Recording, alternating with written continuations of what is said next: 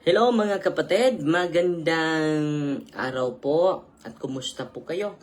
At sana po ay nasa mabuting kalagayan po tayo ngayon. And then, ngayong araw na ito mga kapatid, tatalakayin natin itong narinig natin. Totoo ba nito? Hindi. Pero yung i-highlight ko dito, hindi yung nangyari about sa love potion po. Okay. Ito po yung nangyari sa Mindanao, no?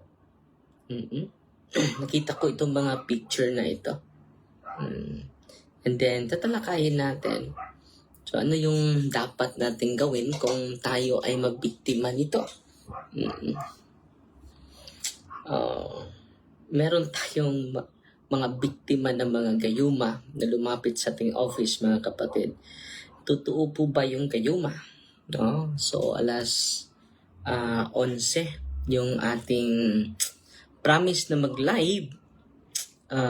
Unang-una, greetings muna tayo. Sister Angie B. Alcoy, magandang umaga, kapatid. Unang-una, biblical po ba itong charm or lucky, itong magical charm, no?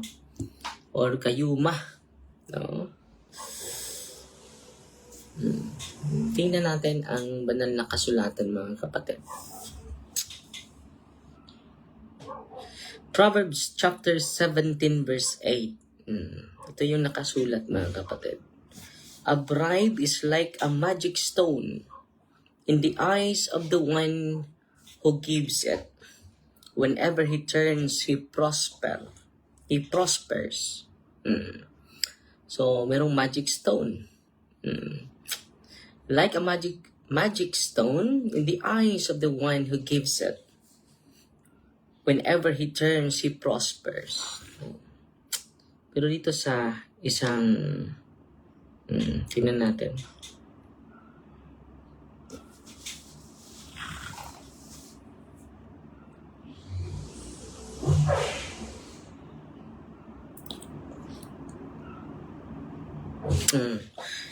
Ezekiel chapter 13 verse 18 to 20. God condemns women who uses magic charms to deceive people. So, magic charms. Love potion o gayuma. Mababasa natin yan. Babasahin natin ang buong Ezekiel, ha? Ezekiel 13. So, unang-una, biblical foundation muna tayo, mga kapatid. Ezekiel 13, 18 to 20.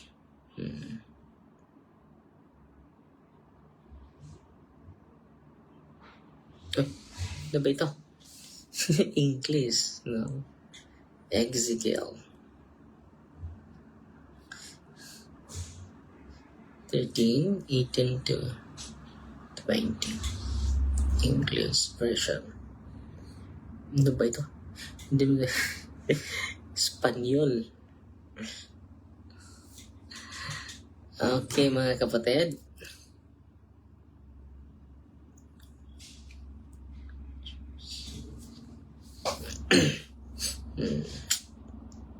Excuse mo na, mga kapatid, ha? Atin mo nang i-search.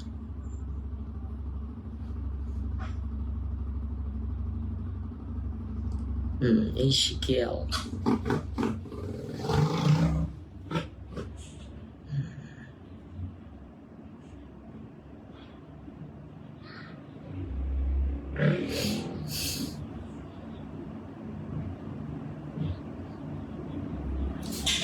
Good morning sa inyong lahat, mga kapatid.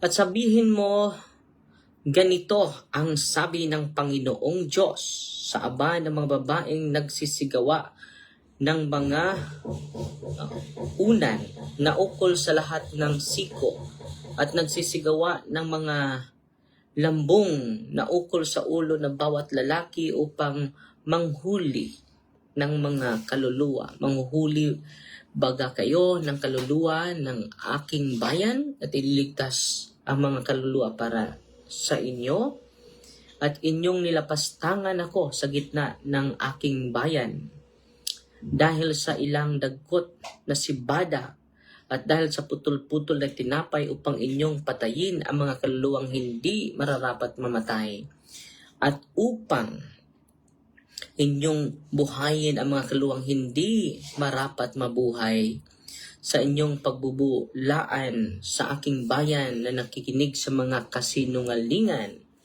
Kaya't ganito ang sabi ng Panginoon, narito ako'y laban sa inyong mga unan na sa pamagitan ng yaon ay inyong nahuhuli. Ay hinuhuli ang mga kaluluwa upang paliparin at aking hihilahin sila mula sa iyong mga kamay. No? So, dito ang ginagamit is grabe yung bisa. Magandang balita. No? Lawom. Itong Bisayang Tagalog na ito. Punta tayo sa good news, ha? Ezekiel 13, 18 to 20. Punta tayo sa magandang balita. Magandang balita.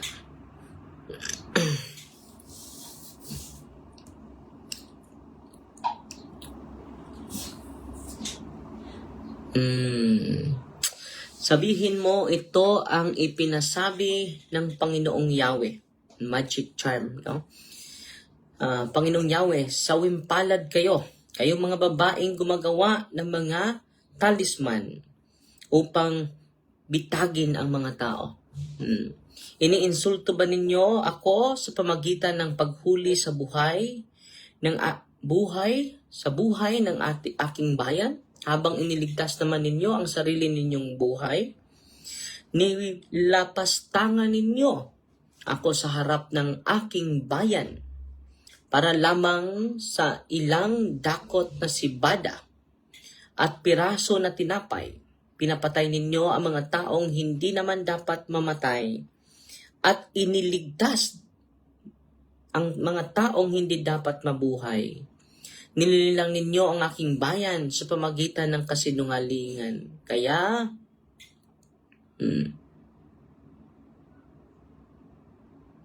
ito ang ipinapasabi ng Panginoong Yahweh. Lalabanan ko kayo. At inyong mga talisman ginagamit sa panghuli ng tao. Papawiin ko ang inyong kasinungalingan at palayain ang mga taong inyong nadaya. Hindi na ninyo sila mabibitag kailanman. So, ang protection nito ay, ang protection dito mga kapatid, yung talisman, anting-anting pala ito. No? Pero meron ako nabasa dito, mga kapatid. In-screenshot ko ito. Ito po. Sa awit ni Solomon chapter 1, verse 9. Saan ko ba itutulad ang gayuma mo? Aking hirang sa kabayo ng Faraon? Anong ganda kung pagmasdan? No? So, awit ni Solomon chapter 1 verse 9. No? Totoo na may gayuma mga kapatid. At ngayon mga kapatid, ito po, dito na tayo sa experience. No? Dahil may mga tao talaga na nabiktima sa love potion. No? Pero hindi ko alam kung love potion ba yung nangyari sa Facebook, no? Dahil nisprinkle yung asin at bigla lang nagka-conscious yung biktima. Sa isa sa mga pasyente natin na biktima ng love potion, gayuma, sa atin na Bisaya is lumay, di ba? So, malinaw na malinaw ha. Awit ni Solomon chapter 1 verse 9. Saan ko ba itutulad ang gayuma mo?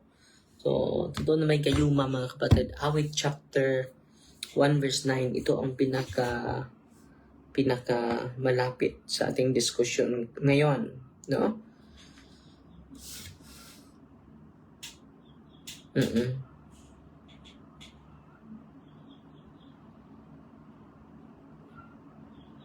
Mm. So it is a magic charm or magic stone, no?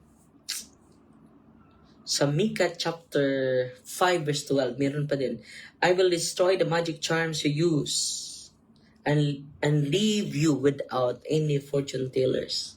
So kita niyo mga kapatid, no, I will destroy the magic charms you use and leave you without any fortune tellers. So magic charms, love potion po. So dalawang talata po, awit ni Solomon chapter 1 verse 9 and then Micah chapter 5 verse 12. Biblical po ba yung gayuma? Biblical po. Totoo ba? May ginayuma, totoo po. At marami po, ay meron pong mga pamilya na winasak nito, mga kapatid.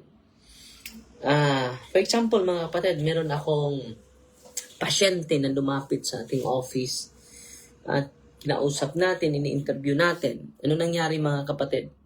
Sabi niya sa akin, sa lalaki yung ginayuma, mga kapatid, maniwala ka ba, Father, na higit na sa ilang buwan, 3 ba yung buwan? Dahil nakalimot na ako, 3 buwan na ako,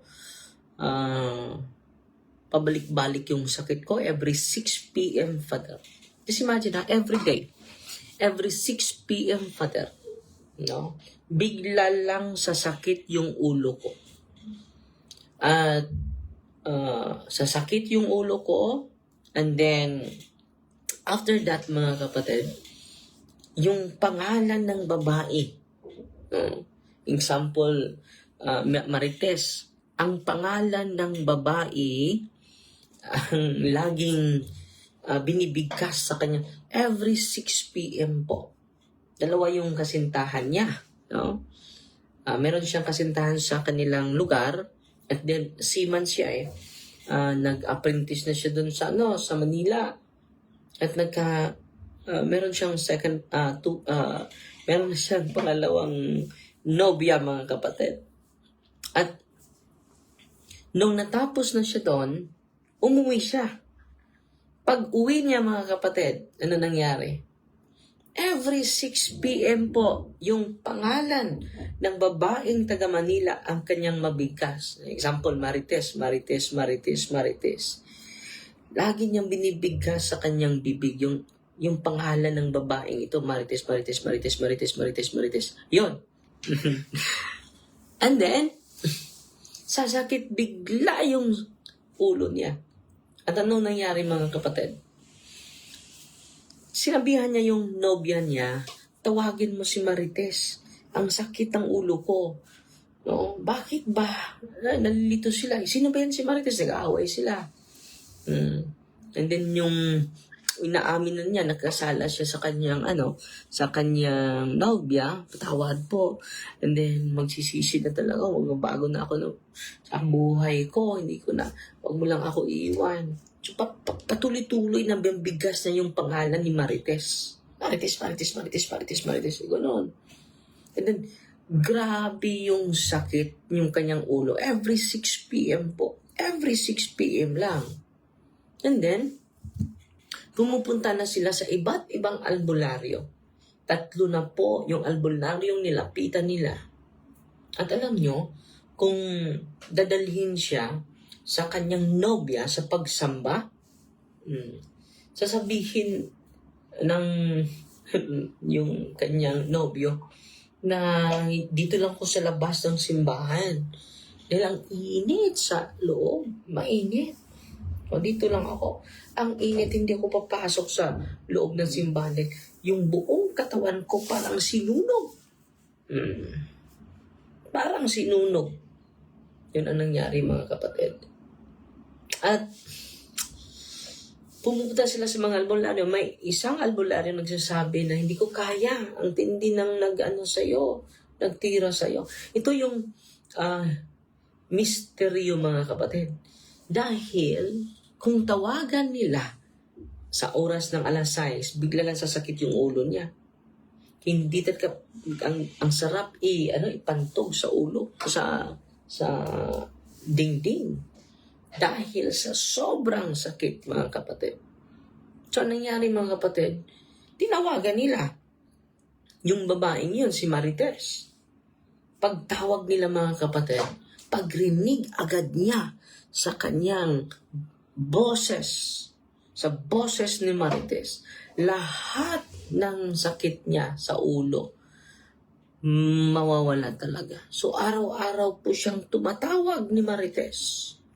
At sabi ni Marites, 5 mga occult practitioners ang nilapitan ko upang pabalik ka lang sa aking tabi.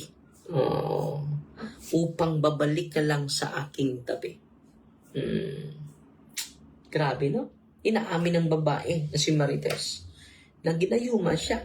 Ginagawan siya ng magic charm, magic spell para ma-disturb siya. And then, pumunta sila sa 5 occult practitioner para magpatulong to protect him from the magic charm by Marites. So, nangyari mga kapatid, hindi pa rin. Patuloy ang kanyang, ang struggle niya. No? Continue every 6 p.m. po, bigla lang sasakit without valid reason, without medical reason po. Bigla lang sakit yung ulo niya. No? So, at may naka-advise sa akin, napunta kayo sa office ni Father Darwin, pumupunta sila doon.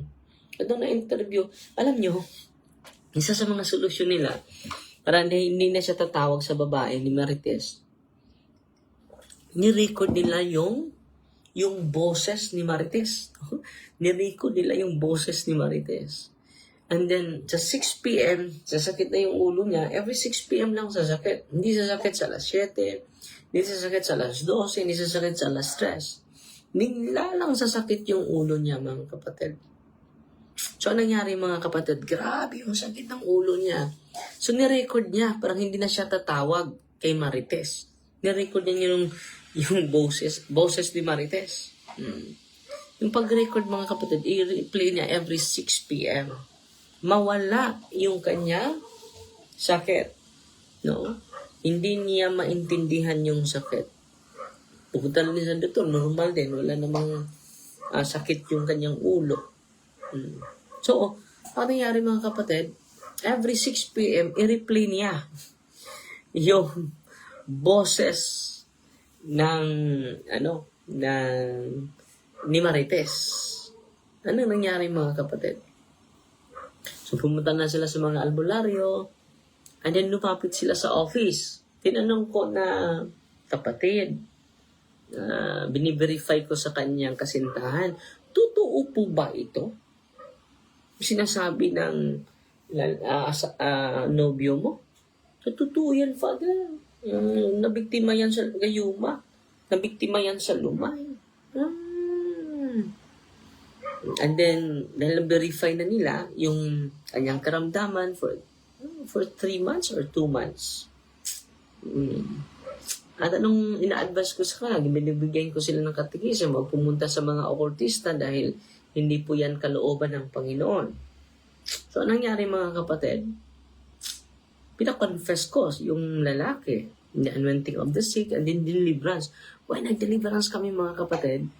May mga lumabas na mga mainit sa kanyang senses. No? Lumabas. And then, natapos kami mga 5:45 or 5:30 sa hapon. At sabi ko sa kanya, kumusta ka na bro? So, may lumabas pa doon ng mga mainit sa aking katawan. Mabuti yan. So, magsagawa ka ng penitensya doon sa loob ng simbahan. Sa Father, natatakot ako. Bakit ka natatakot? Sabi niya, dahil alas 5:45 na po, Father, bakit natatakot ka sa oras? Malapit na alas 6 po, Father. So, sasakit na naman yung ulo ko. Sabi ko sa kanya, the sacrament is Jesus. The best medicine, the best protection, the best healer. Sacrament is Jesus. So, anong nangyari mga kapatid? Anong nangyari mga kapatid? Simula noon hanggang ngayon, hindi na po sumakit yung ulo niya. No? So, ang makabreak nito is the sacrament. Ang makabreak nito is the more intimacy, our relationship will be anchored intimately to the Lord. No? At babalik tayo sa mga sakramento. Gagamitin natin yung mga sacramentals ng simbahan po. So, sa tanong, natutuo ba yung gayuma? Totoo po. Biblical po yun. Micah chapter 5 verse 2, Micah chapter 5 verse 12, I will destroy the magic charms you use and leave you without any fortune tellers. And sa awit ni Solomon chapter 1 verse 9, saan ko ba itutulad ang gayuma mo? Totoo. Biblical. At yan din ang na-experience na naranasan natin sa mga pasyente natin. Meron talaga tayong pasyente. At totoo na kung pupunta ka sa lugar, may tinatawag love potion. Yun po. Gayuma po yun. So mag-ingat po kayo. Continue to be closer to the Lord in the sacrament. Lahat tayo po. I-entrust natin ang ating buhay sa ating Panginoon. So, Fighting Maria, tatak sa FD with a humble heart. So, atin itong tatapusin sa isang panalangin. In the name of the Father, and of the Son, and of the Holy Spirit. Amen. Our Father, who art in heaven, hallowed be the name, the kingdom come, the will be done on earth as it is in heaven. Give us this day our daily bread, and forgive us our trespasses, as we forgive those who trespass against us. And lead us not into temptation, but deliver us from evil. Amen. Hail Mary, full of grace, the Lord is with you. Blessed are you among women. Blessed is the fruit of the womb, Jesus. Holy Mary, Mother of God, pray for us sinners, now at the hour of our death. Amen. Glory to the Father, to the Son, and to the Holy Spirit, to us in the beginning is now, and ever shall be, world without end. Amen. In the name of the Father, and of the Son, and of the Holy Spirit. Amen. Unsaon man, Father, nga dili madutlan o gayuma, receive the sacrament po, and then practice cares. State of grace po. Pasalamat na lang tayo ni Sister Amina Elga. Padala sa atin ng 100 stars. Si Eden Mirantes, 110 stars. Si Ika Giyait na 100 stars. Si Chill Love, 200 stars. Si Reggie Mo, no, 100 stars. At si Arlene Pipito Nobal. Salamat po, 100 stars. Salamat po. At ngayong March 22, buong parokya po ang dibisitahin natin sa St. James the Great Parish, Batuan, Bohol, no? And then kay Father Miloy Tanduguan at Father Jupert Uy. Jupert Uy. Mga pari natin dyan. No? Tinuod ba ang orasyon sa pagpalimot sa kaaway? Yes, totoo yan. Mga evil spell, no? Ako man good ng sag-ulos sa dihang gibasan ako ang dinukot nga papel sa akong relative. Pagkahuman na suko siya sa dihang iyang ipalitok nako kay di daw mao, pero dili man ko masayop kay ako man gihimo an og keyword kay dili nako malimtan. Back year 2000 pa, Father, hangtod karon wa man ako malimti. I-renounce na, kapatid, ha? I-renounce yan, kapatid. Hindi pa naka-practice ng cares, hindi effective ang sacraments. Effective yung sacrament, kapatid. Hindi yung nagbabatay sa pari, no? Hindi effective ang sacraments. Effective yung sacrament because it is Jesus, kapatid. Nos akabisita sa ubay, si Gilberto Payot Kilaton Jr. So, yun lang sa muna, mga kapatid, ha? And then, Fighting Maria, tatak sa FD with humble heart dahil may schedule pa tayo ngayon at uuwi pa tayo sa parokya natin. Father, deliverance sa Tanimos Marcos kay wala naman iyang ipabuhat. Pare Adre, no? Sherwin Rosales, no? Atong i-deliverance, no? Aileen Pimentel, have blessed Wednesday, Father, no? And then si Gilberto Payot, Pilaton Jr. Father nos akabisita sa ubay si Jane Flores. Father hindi